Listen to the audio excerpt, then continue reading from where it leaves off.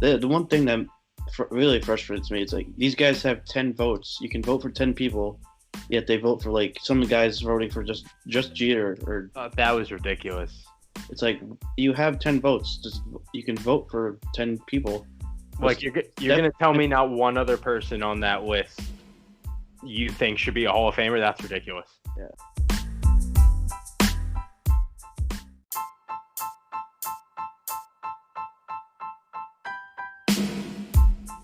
Okay, we went way off left. Yeah. Too much pot tar. way too much pod tar. Welcome back to another episode of Too Much Pod Tar, as we have a little bit of Hall of Fame recap to go over. Obviously everybody's heard by now, Derek Jeter getting in. Obviously he was going to get in either way. He gets in one vote shy of being unanimous. So I don't know who the one guy. I want to know who the one guy that didn't vote for him is.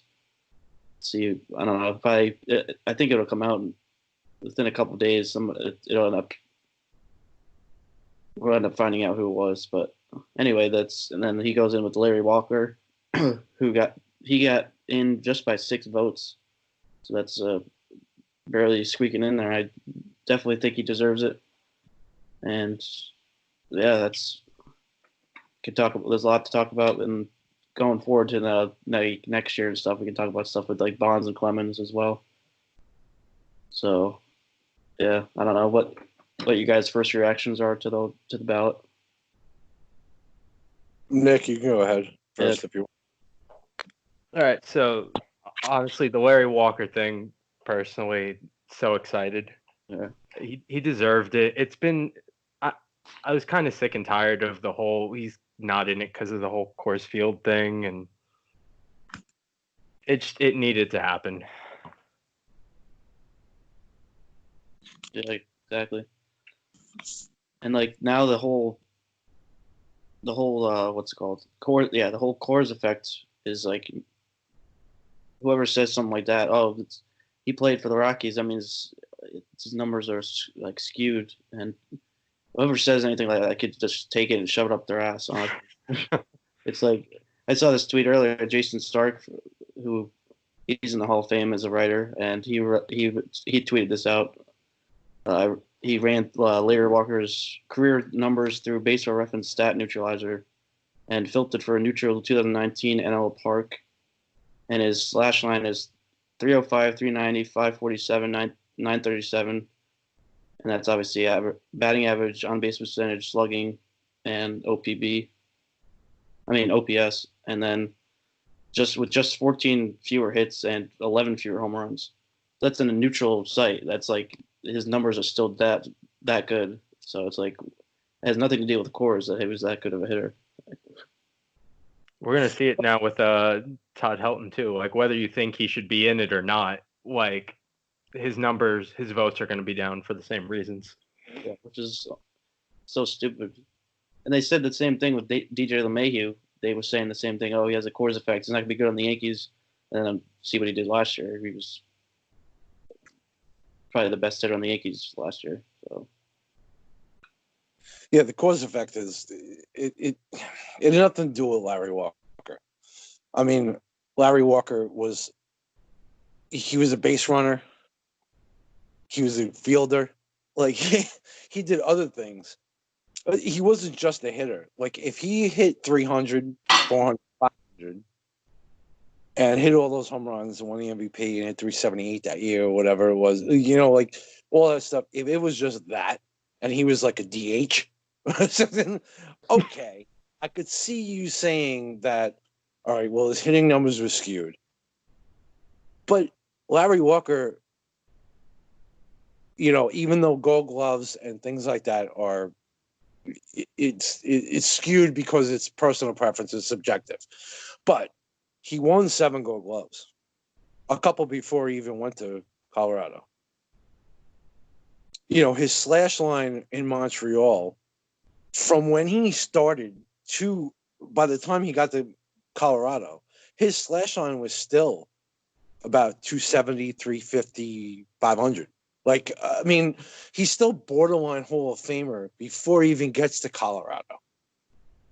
So, you know, you can't control the places you play in. He signed with Colorado. He played there. Not only that, you look at all the people who have played in Colorado. Well, where are they in the Hall? You know, why aren't they? It's the same thing they say about Bonds. Well, you know, if I took steroids, yeah, I could hit like Bonds. Well, why didn't they? Yeah.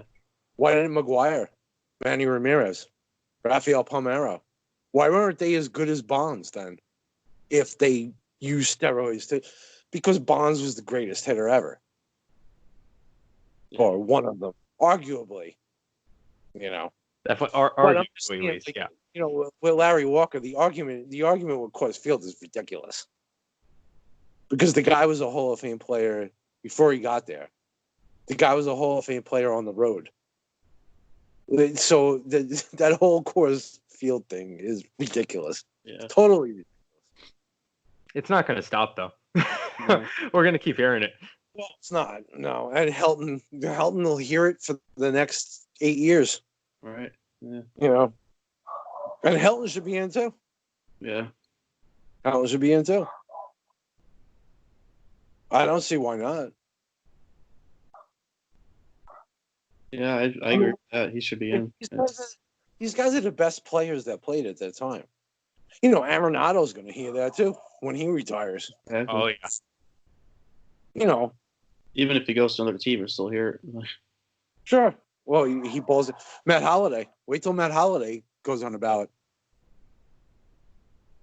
Like Holliday was shit when he was with the Cardinals. Come on now. Yeah. You know what I mean? But they're gonna say that he bolstered his career numbers because he was in Colorado. Like, it's gonna be Holliday is gonna have the same argument as Walker. He's gonna have the same type of, although Walker, I take Walker over Holliday, but Yeah. Walker was a great player. You know, and I tweeted something out, and I've tweeted it out before, and I tweeted it out again today in an argument for someone else who was talking about Walker not having Hall of Fame numbers. There were only 6 players that retired since 1965 that have a 300, 400, 500 slash line.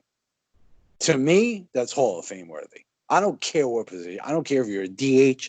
I don't care what you are. If you can slash 3, 4, and 5 over the course of like 8,000 plate appearances, I'm sorry, you're a Hall of Famer. Yeah. And the only other guys it was Frank Thomas, Chipper Jones, Edgar Martinez, Manny Ramirez, Larry Walker, and Todd Helton. You know, other guys who were close. There were other guys who were close. Gary Sheffield is close. I think he's 292, 397, and 5 something. Another guy that's close too, which is I pointed out to someone today, and they were like, "Holy shit, what the hell with the stats?" Brian Giles. Really? Yeah. Brian effing Giles. Really? That you would never think. I welcome you guys. Look up his stats. And you tell me this guy is not like at least a consideration. But he got he got nothing. I think he slashed, if I'm not mistaken, from memory, he slashed 292, 400, and 520 for his career. And he played like 1,800 games. Yeah, Baseball Reference 291, 400, 502. 502. Okay. All right, So- that was cool. So, yeah, but no. Yeah. But yeah, like Nine, 9 off of the 300. He hits the 405. Yeah. Wow. But there were guys like this that don't even sniff the Hall of Fame. And yet you get guys like Vizquel. I'm sorry. I love Vizquel. Vizquel was a great defensive shortstop. I'm not arguing that. He was great defensively. He was horrible on offense. Yeah. Horrible. on a good hitting team in the steroid era. He was bad. 82 OPS plus. I mean, come on. He was 18% worse than the rest of the league for his career. I'm sorry. I can't vote for this guy. I wouldn't vote for this guy. No. 50 WAR, 24 years of playing in the league. I mean, come on. I just can't. Mm-hmm. Oh my God! What if his scale gets in, but Bonds doesn't? That would infuriate me. And then you get someone like Abreu. Yeah. Thank God he made freaking the 5% stays on a ballot. You ever look at his stats? 288 career home runs, 400 stolen bases, more walks than strikeouts. The dude was a stud for a long time. He played 150 games, 13 years in a row. I mean, the guy was no joke. When you talk about consistency, and they're talking about putting Pettit in as a pitcher, all right, that's fine. I don't think Pettit's a Hall of Famer. But if you're going to put Pettit in for consistency and for how good he was, or he was good in that time and everything, look at Bobby Abreu. I mean, how many guys have hit 250 home runs and stole 400 bases? True. In their careers? I mean, look at Abreu's stats. His stats are crazy. I mean, he's another one close to 300, 400, 500. Yeah, it doesn't cross that line, but he's close to it though. Yeah, he is. He's very close to it. What's his slash line for his career? 291, 395, 475. The slugging's the one thing that's a little more off, but the other two are right there. Yeah. That's 288 and 400, right? For his home runs and stolen bases? 288 and 400, yeah. I mean, come on. If you're going to slash that for, how long did he play? What, 18 years? 18. Are you going to hit 250 home runs, steal 400 bases, and slash that? That's ridiculous. You're telling me, and walk more than you struck out, right? It's ridiculous. You're not going to, that's not a Hall of Famer? Come on. Yeah. Come on now. I don't care how bad he was. And he wasn't even bad in the field. He wasn't horrible. Yeah. Average. His fielding doesn't hurt him. Yeah, he was average at his peak and probably below average as he got older. So I'll give him that. All right, that's fine. That's fine. But so is Jeter. Mm-hmm. At a more important position. Abreu played right field. Yeah. Being below average in right field and still hitting like that is not the same as being below average at shortstop. So I don't know. That's my thing. People just view players differently, completely differently. And the player, and I'm not arguing that Jeter deserves to be in Hall of Fame. Of course he does. Of course. It's not an argument. All I'm saying is that people need to realize that there were great players that they didn't realize were great while they played. They have to look back on these numbers and be like, wow, this guy was actually a really great player for a long time. Yeah. And I didn't realize it when he played. Because people weren't on SportsCenter. People didn't make these miraculous plays. People didn't do certain things like that. They weren't televised. And this comes down to a lot of the media.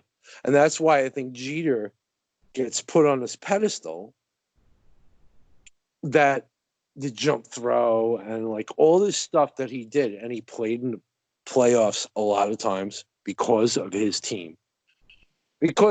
And he was he was the captain of the team. So I'm not going to argue it. But I'm just saying he was seen more than a Larry Walker, than a Bobby Abreu, than a Brian Giles, than a Jim Edmonds, than a Kenny Lofton, all these guys who got snubbed from the Hall of Fame. Jeter got seen more. So it sticks in their heads more.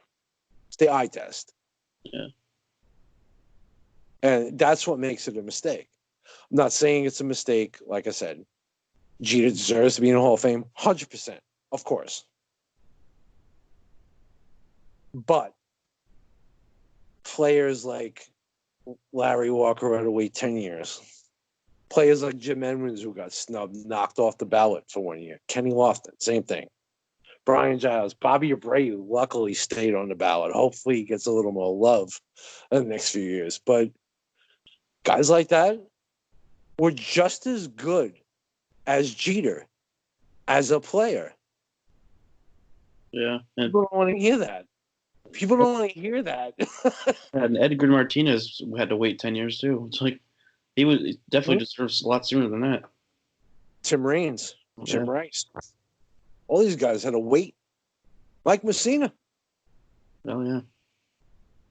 All these guys had to wait till the last day on the last year on the ballot. Yeah, I disagree with that. Yeah. And that's why I said in my article, my Hall of Fame ballot article, when I said who I'd vote for, I wouldn't have voted for Jeter because he didn't need my vote. You know, I'm almost glad someone didn't vote for him and used that vote for someone. I'd like to see their ballot because I'd like to see who they voted for. Because I personally think that there are players on this ballot. There are 10 players that have a valid argument that they were better than Jeter. But you also have to be strategic with your vote. And that's why, like, when I did my Hall of Fame ballot, I voted for Abreu. Because he needed to vote for the 5% to stay on. Walker, because he needed the vote. It's his last year on the ballot. Walker needed every vote he could get. Right. Yeah, exactly. And he won. He got in by like 6 votes. So there you go. Holy shit. It's sickening that it really came down to 6 votes. It's sickening. It came down to 6 votes on his final year. Like it's ridiculous.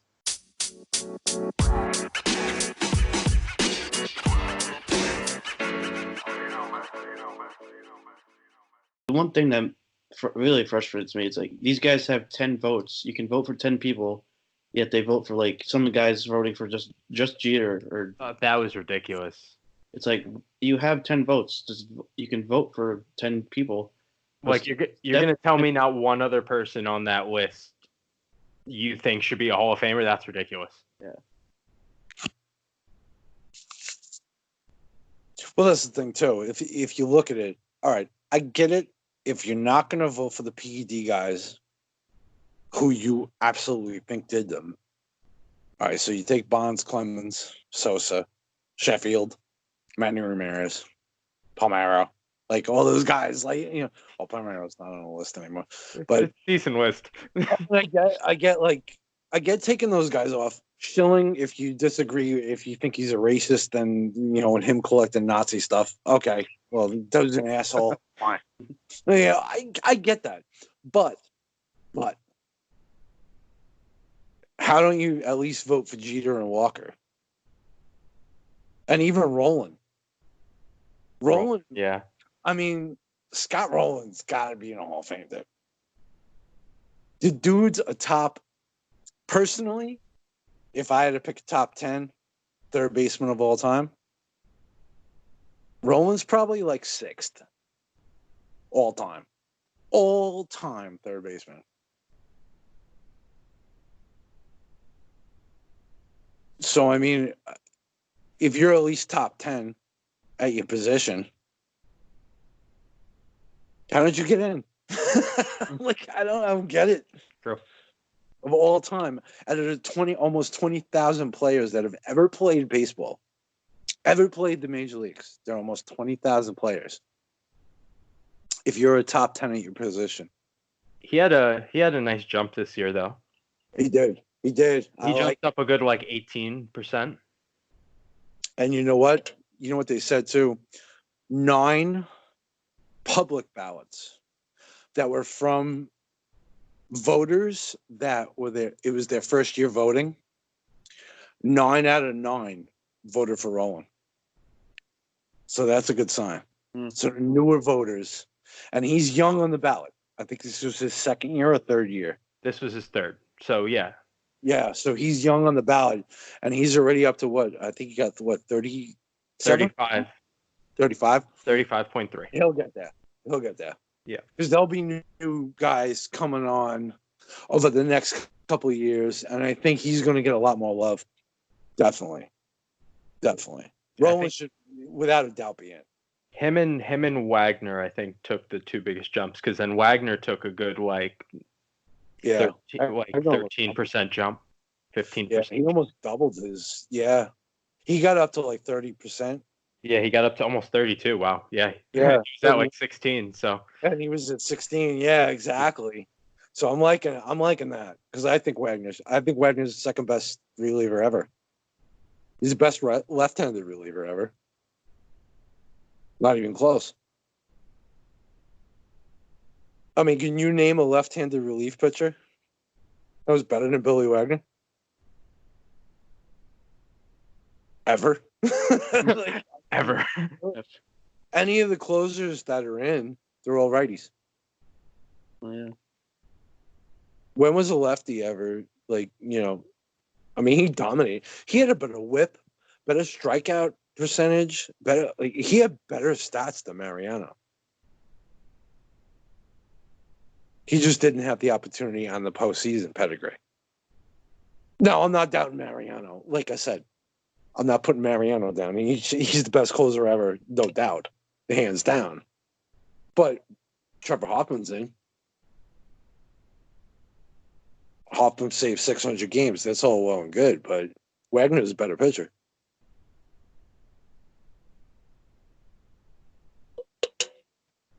So, I mean, I think Wagner should be in. I think Jeff Kent should be in. I don't know if he's going to make it. I don't know. I don't know if he's going to make it. I like Jeff Kent, and I like him for the Hall of Fame. He's one of the top 5 hitting second basemen ever. He only jumped 9%. What was that? He only jumped up 9%. He's at 27, year 7. Yeah, he's got 3 more years left. I know. But you know what? Wagner was at 34% in year 8. And he made it. So there was a possibility. If he jumps up at 10% next year. Oh, it's definitely possible, and he's more than deserving of it. But I think he deserves it. I think he should be in. He's like I said, he's one of the best hitting second basemen ever. And his defense gets bashed.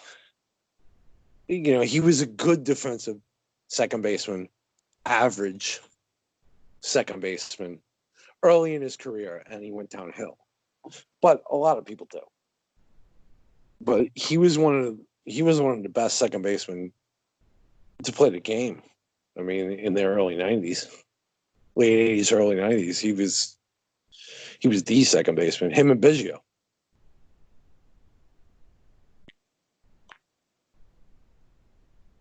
So I don't know. I always had a soft spot for Kent. I mean, I always thought he should be in.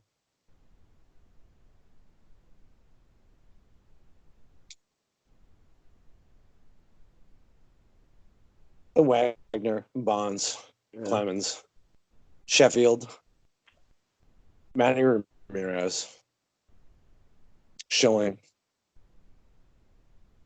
Roland, Andrew Jones, Todd Helton, Bobby Abreu. There's a lot of guys on the ballot that I think should be in the Hall of Fame. Honestly, even Bonds and Clemens, it's getting a little close here. Yeah, I know. They were on a nice like 3% rise year by year. This year was a little not so well. They both jumped up like 1.5%. Well, it's going to be really interesting because in 2 years, when Bonds and Clemens are on their last year on the ballot, A-Rod and David Ortiz get on the ballot. So it's going to be interesting to see how these voters vote. I mean, because how can you vote A-Rod? True. All right. And Ortiz, too. They made Edgar Martinez wait 10 years, and he was a DH. So do you give Ortiz the, like, what? You know, I'm going to be interested wait to 10 see. years. Yeah, I don't think he's going to wait 10 years. No. I think Ortiz. Look, I love Edgar Martinez, but I think David Ortiz deserves to be in the Hall of Fame sooner. I know it doesn't matter if you get on a 3rd ballot, 10th ballot, whatever it is. All right, they both deserve to be in the Hall. David Ortiz means a lot to Boston, and just like Jeter, you know, Jeter may have been a little overrated as far as his play goes on the field, defense and stuff like that. But he was the captain of the New York Yankees, who won 5 World Series. Like, it's a Hall of Fame. So as much as the sabermetric nerds and stuff, and I'm one of them to a point, but you also have to look at what the voters are looking at. And you also have to understand the history of the game. So it's a Hall of Fame. So the fame part of it does play into it. Just like people like to say the most valuable player and stuff like that, who's valuable to your team and everything. You know, I get the argument. So the Hall of Fame to me is, yes, I want to see a great player who was on the field. That's the crux of it. That's 90% of it, is what you did on the field. Were you a great player on the field? But what adds into that is what you did postseason. Did your team win? The accolades and stuff like that. You add that in. Yeah. And David Ortiz has a much better resume than Edgar Martinez. He meant more to Boston, winning those rings and the performances he had in the postseason than Edgar Martinez did for Seattle. So that weighs more into it. So I understand it.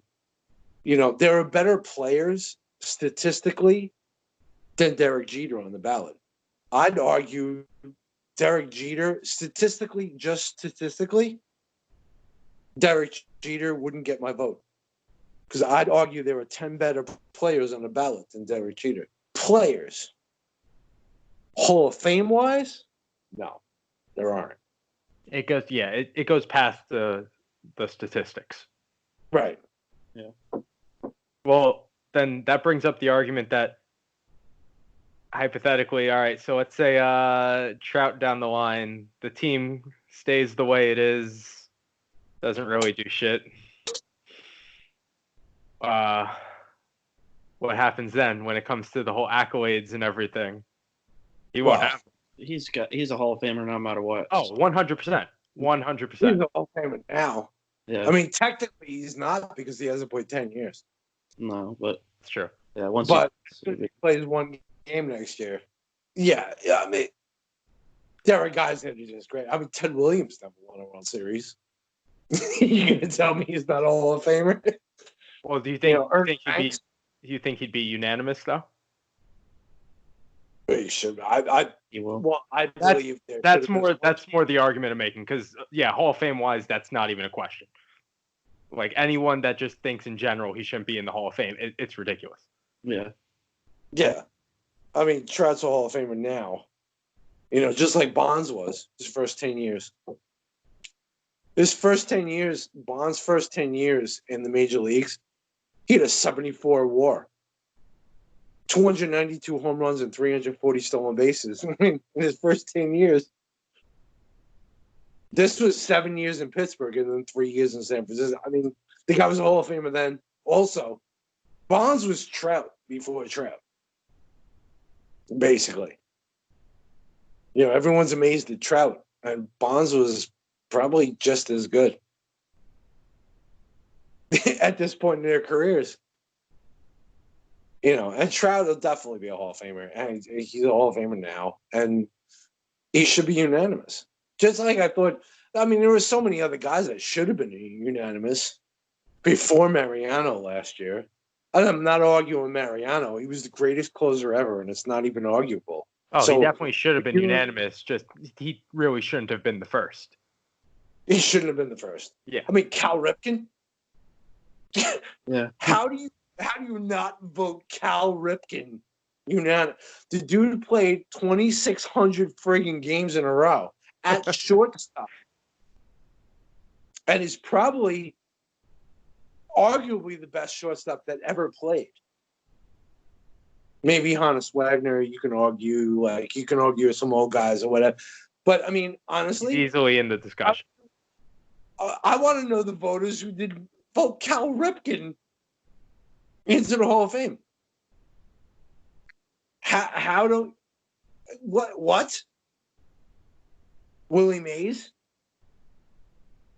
How don't you vote these guys in unanimous? Dude, that's the thing. One of the guys I'm in the Sabermetric chat with, Max Greenfield, he writes for Elite Sports New York, but he also writes his own stuff. I forget his blog. But he wrote something about the first ballot, how first ballot Hall of Famers unanimous, doesn't even matter. Because when you look at the history of it, Eddie Matthews, who's probably a top 3 third baseman ever, was voted in on his 5th ballot. Joe DiMaggio waited till the 3rd time. He wasn't a first ballot Hall of Famer. Joe DiMaggio wasn't a first ballot Hall of Famer. What? How do you even do that? So with the first ballot Hall of Fame, I look at it and I'm like, whatever. They're Hall of Famers. It's all that really matters at this point. Because everything's subjective.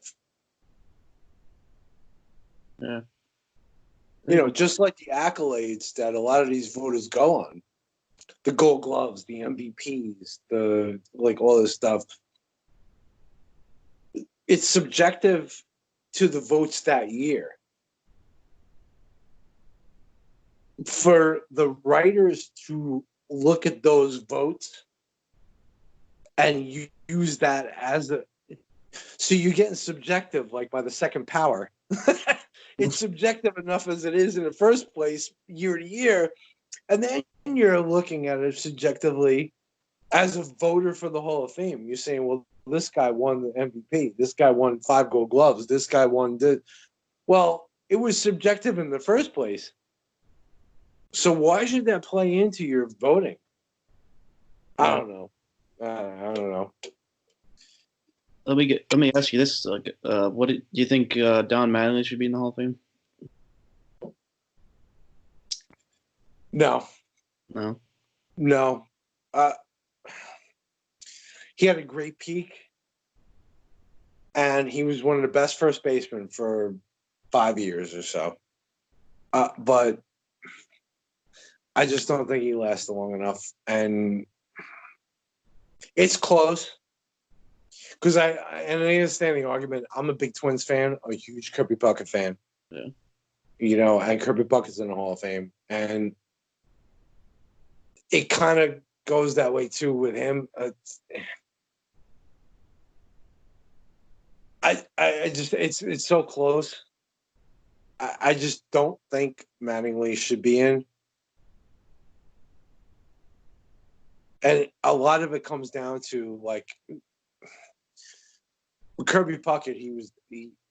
He led the team to the only 2 World Series they won, so the accolades are there.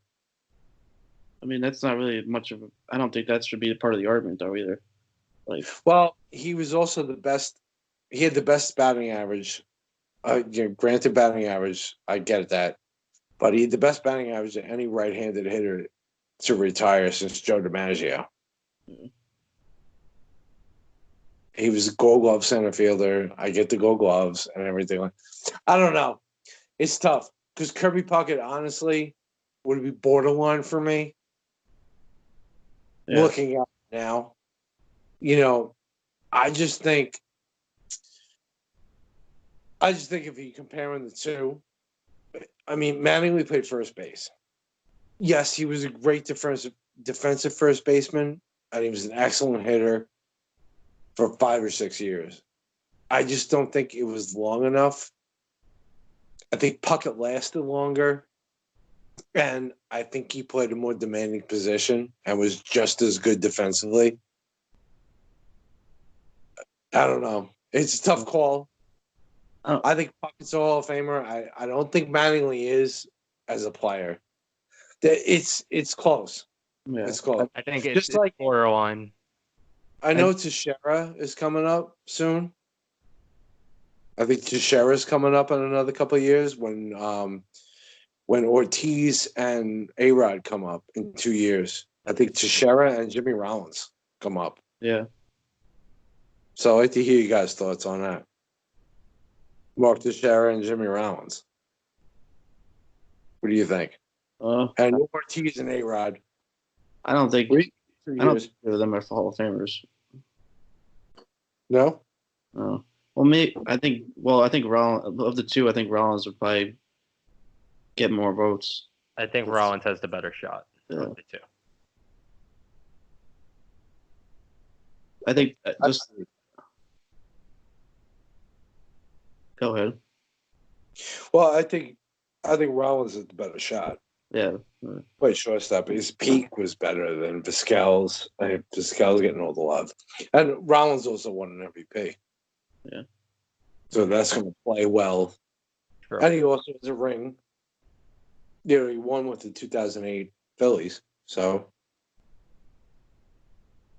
I think a big part of the share too of that is just like his injuries. I think that really hurt him. yeah, Teixeira's borderline for me. He was an excellent first baseman as far as fielding goes, but I don't know. He's borderline. Yeah.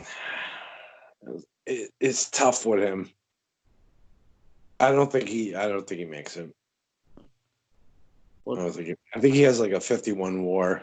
Like he's very borderline. Yeah, 51 more. Yeah.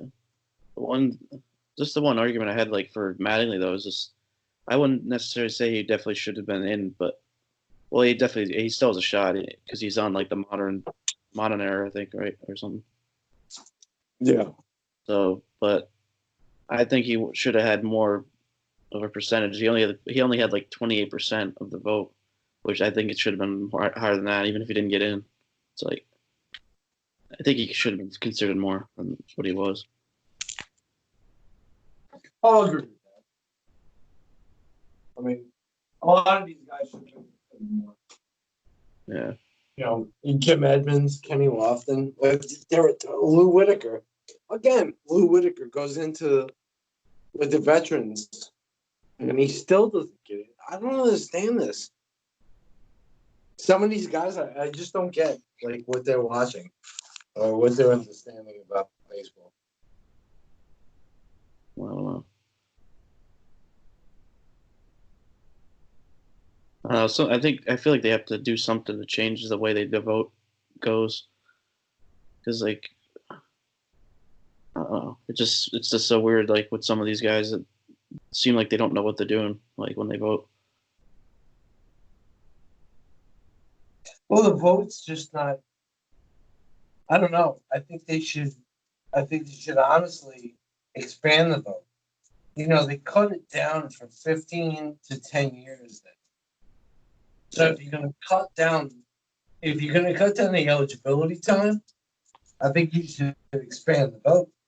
Yeah. From 10 to say 12. The thing is, half of these people don't even use their 10.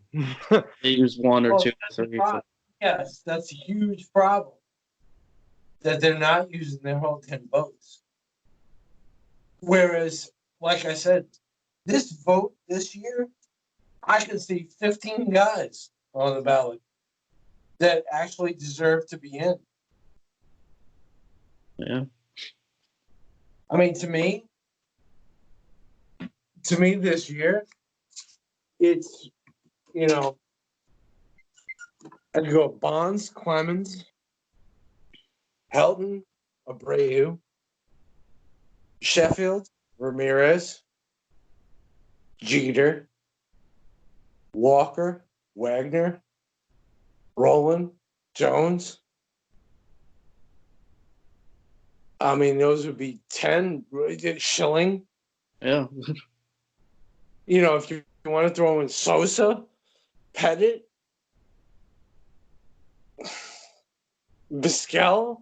I mean, if you want to throw all these guys out, I mean, there were like 15 guys on the ballot this year that are legit arguable, at least.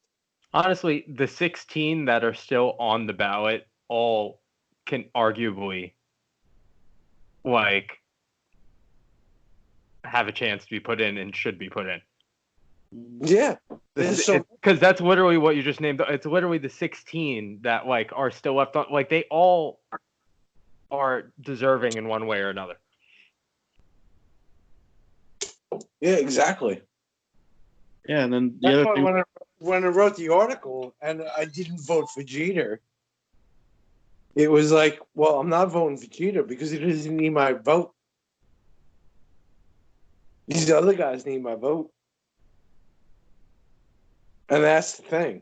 The voters need to be strategic now because there are more than 10 deserving players. So you have to be strategic with your vote. And that's what I think they should be. Yeah. They are. And then But like I'm glad. I was really happy to see Abreu survive a season, like survive a year. You know, so he stayed on the ballot, which was nice because I think he deserves another look. the other thing with like them not voting, like for a lot of them not voting for 10 guys, then it leaves like the ballot like packed. Like it leaves it too crowded. Like you have to clear it out a little bit more than. Because you gotta like now next year it's still gonna be like whatever a bunch of guys on there. Next year, there's nothing coming on the ballot next year. I mean, Tim Hudson, Mark Burley, and Torrey Hunter are like the three main guys that'll join the ballot next year. None of them deserve really much consideration. Hudson's interesting. Burley's interesting. Hunter's not going to make it. Burley's interesting only because Burley's stats actually mirror Andy Pettit's. If you look at their stats for their careers, Burley was Pettit, and they were pretty much equal.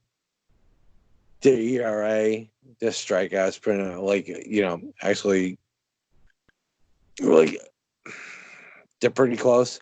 Tim Hudson had like a high for him, but I don't know. He's more like a Roy Oswalt type guy. Dorian is not going to come close. He may get a little love, but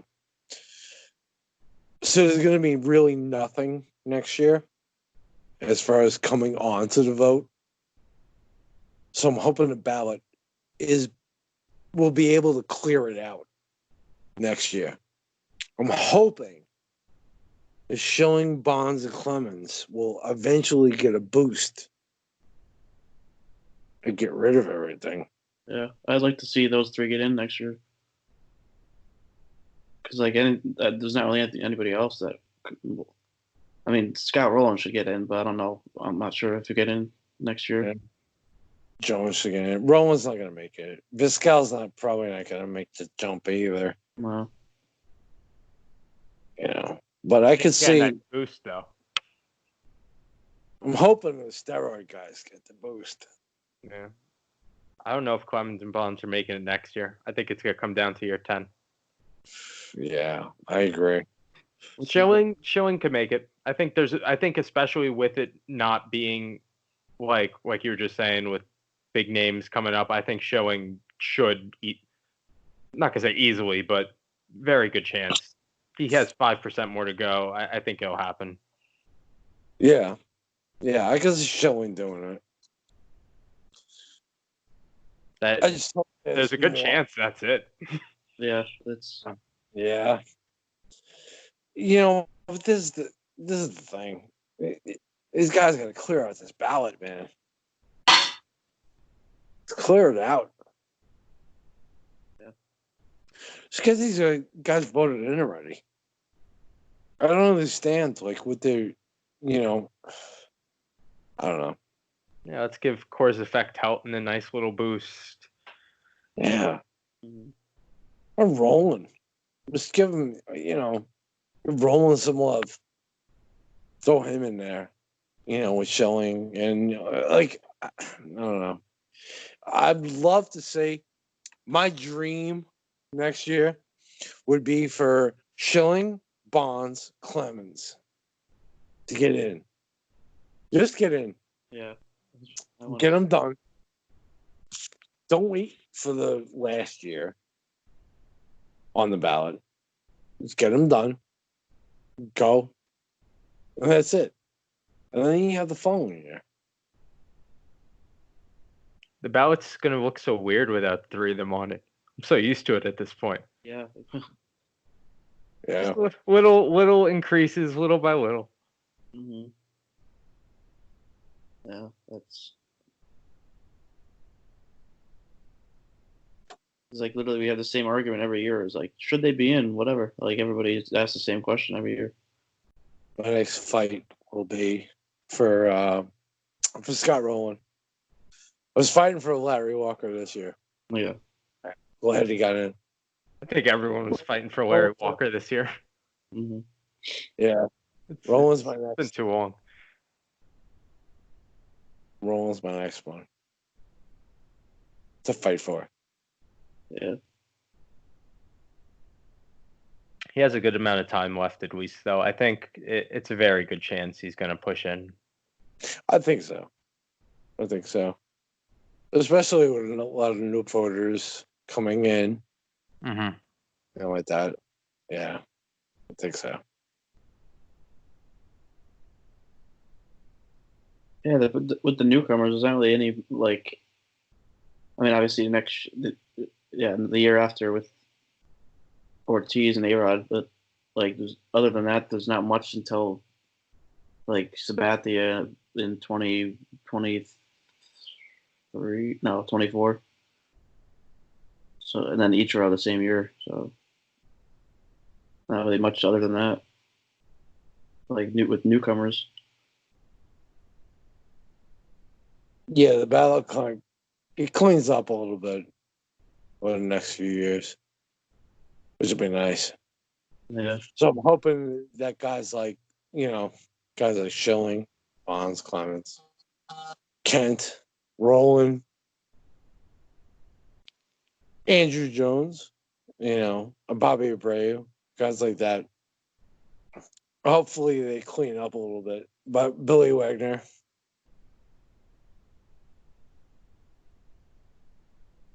Yeah, I hope so. Yeah, so that was our reaction to the Hall of Fame voting that just came out, and looking forward to the ceremony in July. I'll be there. That's gonna be awesome. I was there at the Mariano one too, so it was really cool to be there in person and see the whole thing happen. Seeing all the inductions, everybody getting inducted in their speeches, it's really cool. So I'm really looking forward to it this year too. So yeah, be on the lookout for more of the podcasts. We're going to be continuing the 30 teams and 30 pods. And next one will be the Mets. I'm actually doing it with Nick. Yep. Recording that one tomorrow. So that'll be good too. And then just the rest of them as we go, we get closer to the spring training. So yeah, thanks for coming on here to talk some Hall of Fame guys. Thank you. Yeah, and you're Yeah. Yeah. Yeah. that was good talk, and you can never have too much pod tar.